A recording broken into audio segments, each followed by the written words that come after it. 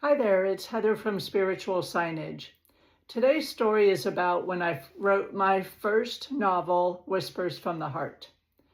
I was a high school English teacher in Charlottesville, Virginia, and it was the first year after graduating from the University of Virginia, and I was teaching at a local high school. In the evenings and on the weekends and over the summer, I started writing Whispers from the Heart. After the first year, I pretty much completed it, and I went to the coffee shop, my favorite coffee shop, Seville Coffee in downtown Charlottesville. I went there and just started reading through from the beginning to the end, and I realized at the end I was missing a resolution from when Madison, the protagonist, left Colorado to move to Virginia to start a new life. She had left her grandmother's writing desk behind in Colorado. She had no way to move it. So I needed a resolution for that because the desk meant a lot to her.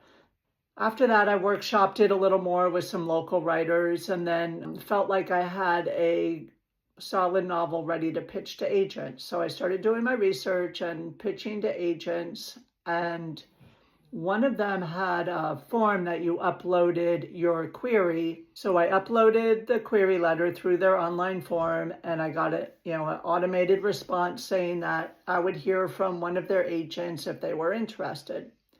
5 hours later, I get an email from one of their agents, and the name was Bird. The first name was Bird, B-Y-R-D. Well, I didn't know if Bird was a male or a female or what. So I started doing research on the name.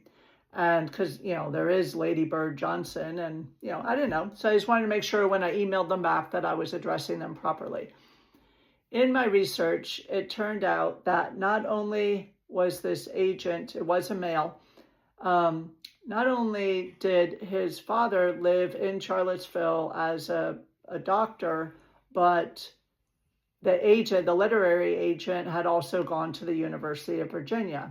So I was like, wow, well, that's a really good, coincidence message. An agent having graduated from UVA was not like a major over the moon sign for me. It was just, all right, that I would call a coincidence. So as I was doing the research to find out if Bird was a male or a female, ended up being a male. I found a genealogy website, everything's on the freaking internet, but I found something that was an article on the family where the father was leaving the son, the doctor was leaving the literary agent, a antique secretary desk. I couldn't believe it. Like, that is not a coincidence. Like, for me to stumble across an article that talks about the agent's father leaving him an antique desk when I just wrote the final chapter, or one of the final chapters, about my protagonist getting her grandmother's antique desk back to her, that is not a coincidence. That was a pure sign from my grandmother on the other side, letting me know to continue on with my writing career, my path, and that I was on the right track. So I thought that that was really cool.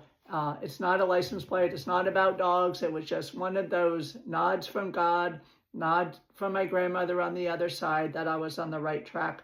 I did go on to finish it and publish it. That was my first book. The second book was Right from the Heart. Then I wrote 2 independent books that weren't part of a series, In God We Trust and Call It Kismet.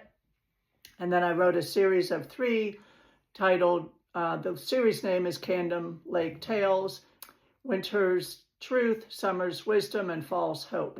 In the last 15, 20 years, I've written 7 novels. Now I'm working with a literary agent on my nonfiction book, but more about that later. I just wanted to let you know that all the signs don't have to come from license plates or pennies or whatnot. Other times it's just the way that we're guided. Like, I was guided to look up and see if this agent was a male or a female. And in doing so, I found the article that his father was leaving him an antique desk. Sometimes we're just guided to find information that gives us the nod that we're on the right path. So anyway, I hope you enjoyed the story. If you did, please like, share, and subscribe. I appreciate it greatly, and have a wonderful day.